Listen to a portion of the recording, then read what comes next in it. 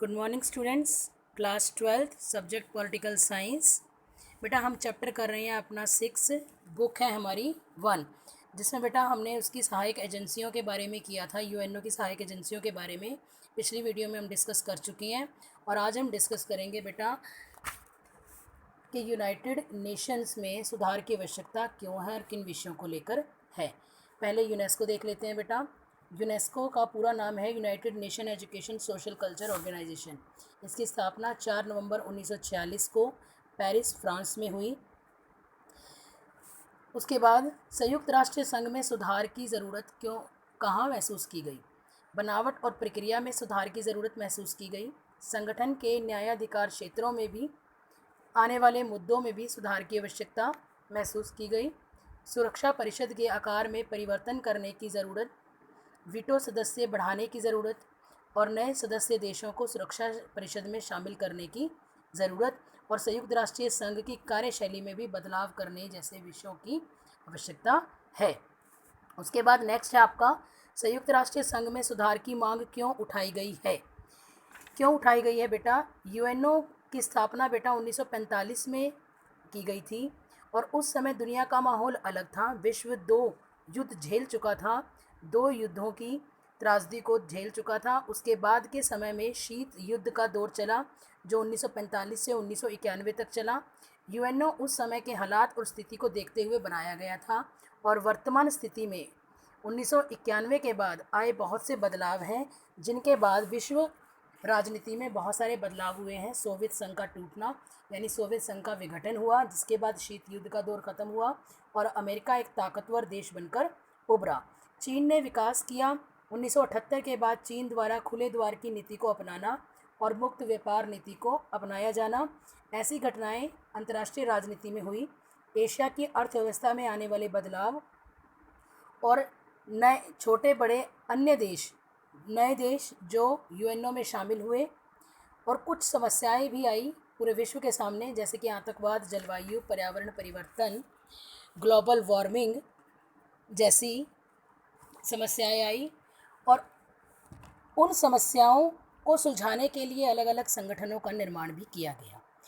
इन सारी परिस्थितियों में आने बदलाव आए हैं, जिसके कारण यूएनओ में भी परिवर्तन की मांग को उठाया जा रहा है। उसके बाद नेक्स्ट क्वेश्चन हमारा बनता है बेटा 1992 में यूएनओ की आम सभा में एक प्रस्ताव पारित हुआ था। उसमें मुख्य शिकायतें कौन सी थी। पहली शिकायत थी सुरक्षा परिषद अब राजनीतिक वास्तविकताओं की नुमाइश नहीं करता। उसके बाद दूसरी, इनके फैसलों पर पश्चिमी देशों के हितों की छाप दिखाई देती है।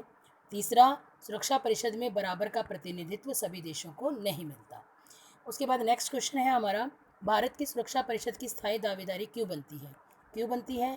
भारत आर्थिक स्थिति से काफ़ी मजबूत है। भारत के पास एक बड़ी सैन्य ताकत है। भारत आबादी के लिहाज से भी विश्व में दूसरा देश है। संयुक्त राष्ट्रीय संघ में बजट में योगदान देता है। लोकतंत्र और मानवाधिकारों का सम्मान करता है। भूगोल, अर्थव्यवस्था, संस्कृति के लिहाज से भी विश्व की सबसे बड़ी विविधता भारत में है।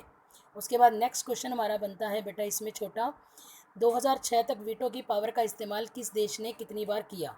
फ्रांस ने किया 18 बार, ब्रिटेन ने किया 32 बार, चीन ने किया 4 बार, अमेरिका ने किया 82 बार और रूस ने किया 122 बार।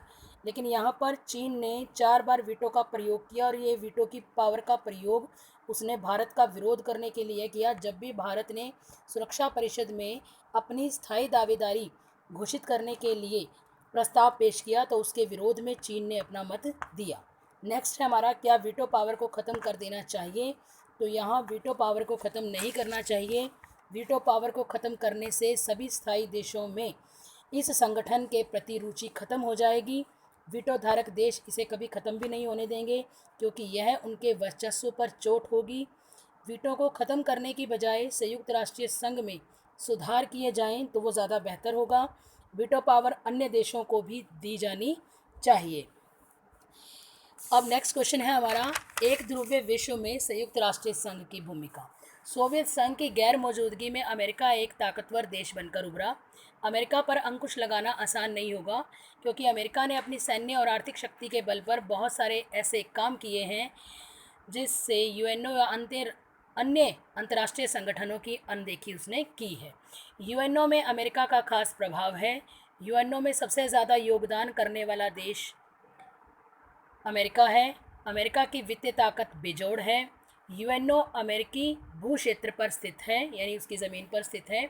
यूएनओ में बहुत सारे नौकरशाह हैं जो अमेरिका के नागरिक हैं, और अमेरिका स्वयं एक वीटो धारक देश है, और महासचिव के चुनाव में अमेरिका की बात को महत्व दिया जाता है। ये था बेटा आपका चैप्टर।